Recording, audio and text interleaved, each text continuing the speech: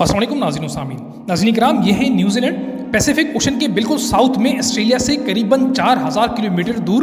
یہ ملک دنیا کا دوسرا سب سے پرامن ملک ہے. پاکستان اور بھارت میں زیادہ تر لوگ نیوزی لینڈ کو کرکٹ کی وجہ سے جانتے ہیں.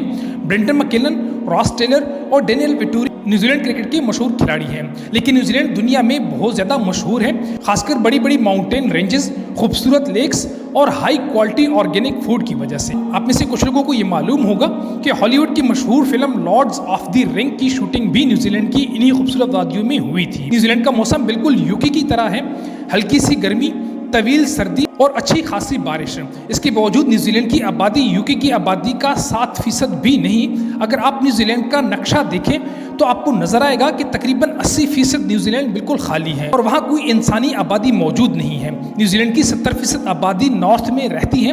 نارتھ کی بھی 50% آبادی اس ایک شہر آکلینڈ میں موجود ہے. اتنا زبردست موسم، خوبصورت وادیاں، لو کرائم ریٹ اور ہائی اسٹینڈرڈ آف لیونگ کے باوجود 80% نیوزی لینڈ خالی کیوں ہے؟ آئیے جانتے ہیں اس قیمتی اور معلوماتی ویڈیو میں. ناظرین کرام، سب سے پہلے اگر آپ دنیا کا نقشہ دیکھیں تو آپ کو معلوم ہوگا کہ نیوزی لینڈ ہماری باقی دنیا سے بہت دور ہے. مطلب اگر آپ کراچی یا ممبئی سے جہاز میں سفر کریں گے تو پورا عربین سی اور انڈین اوشن کو کراس کر کے تقریباً 18 سے 22 گھنٹے کی فلائٹ کے بعد ہی آپ نیوزی لینڈ پہنچ سکیں گے. سوال یہ پیدا ہوتا ہے کہ حضرت انسان اس آئرلینڈ تک کیسے پہنچا؟ یہاں مورخین کی کئی رائے موجود ہیں. اگر ہم نیوزی لینڈ کی آفیشیل ویب سائٹ پر جائیں تو وہاں یہ لکھا ہے کہ آج سے 1000 سال پہلے 1320 سے 1350 کے درمیان ماوری لوگوں نے نیوزی لینڈ کو دریافت کیا. ماوری پولینیشین آئی لینڈ پر رہنے والے لوگوں کو کہا جاتا تھا. آفیشیل سروسز کے مطابق ماوری 13ویں صدی کے آس پاس اپنے یہ سارے آئی لینڈ چھوڑ کر بڑی بڑی کشتیوں میں بیٹھے اور نیوزی لینڈ پہنچ گئے. ایک اندازے کے مطابق یہ وہی زمانہ بنتا ہے جب منگول اور چنگیز خان پوری یورو ایشیا پر اپنا قبضہ جما رہے تھے. لیکن اب سوال یہ تھا کہ ماوری لوگ اپنا علاقہ چھوڑ کر نیوزی لینڈ ہی کیوں آباد ہوئے؟ ریسرچ سے معلوم ہوا ماوری تہذیب کے مطابق نیوزی لینڈ 13ویں صدی میں نہیں بلکہ اس سے بھی 500 سال قبل تقریباً 750 میں کوپے نامی ایک ماوری نے دریافت کیا.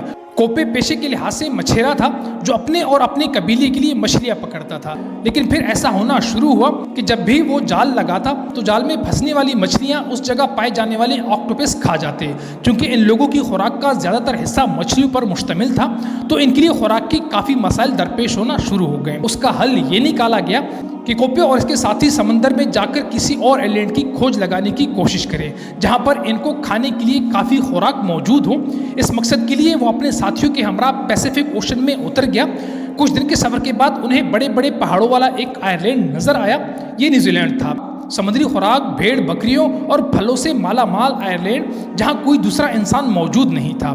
یہ کوپے اور اس کی قبیلے کے لیے بہترین جگہ تھی. کوپے نے اپنے کچھ ساتھیوں کو واپس اپنے آئی لینڈ بھیجا تاکہ وہ باقی لوگوں کو اس کی اطلاع دیں. اس طرح نیوزی لینڈ پر ماوری لوگ آباد ہونا شروع ہوئے. 17ویں صدی تک یہ لوگ سکون سے اپنی زندگی گزار رہے تھے.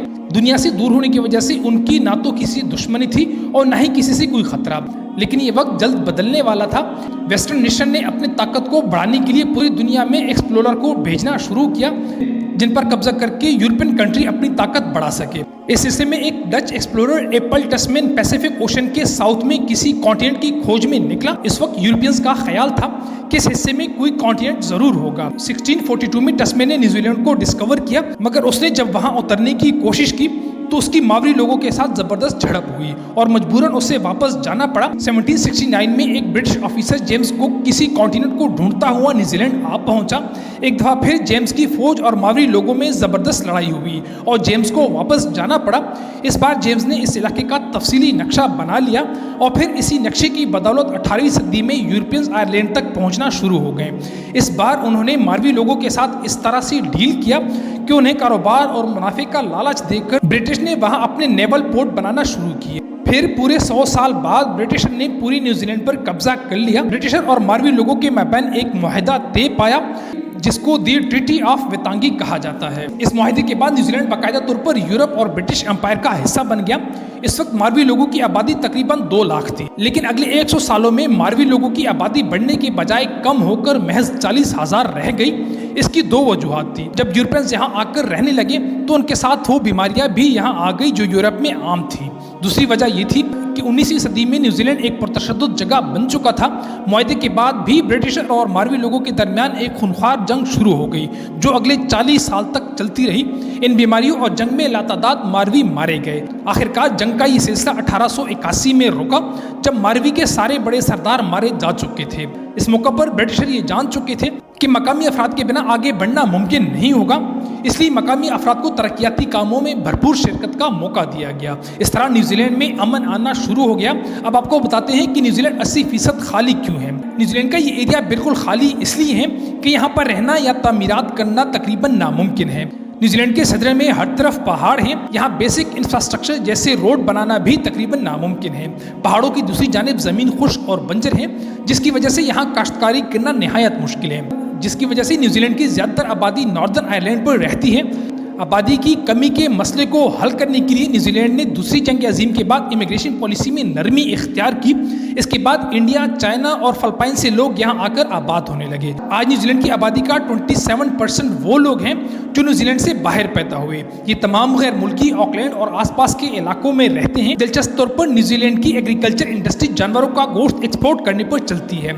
यहाँ बेशुमार भेड़, बकरियाँ और गायें पाई जाती हैं। न्यूजीलैंड की कुल आबादी 50 लाख के करीब है, जबकि एक अंदाजे के मुताबिक यहाँ पर भेड़ बकरियों की तादाद तकरीबन 3 करोड़ के करीब है। न्यूजीलैंड का 95% गोश्त एक्सपोर्ट किया जाता है।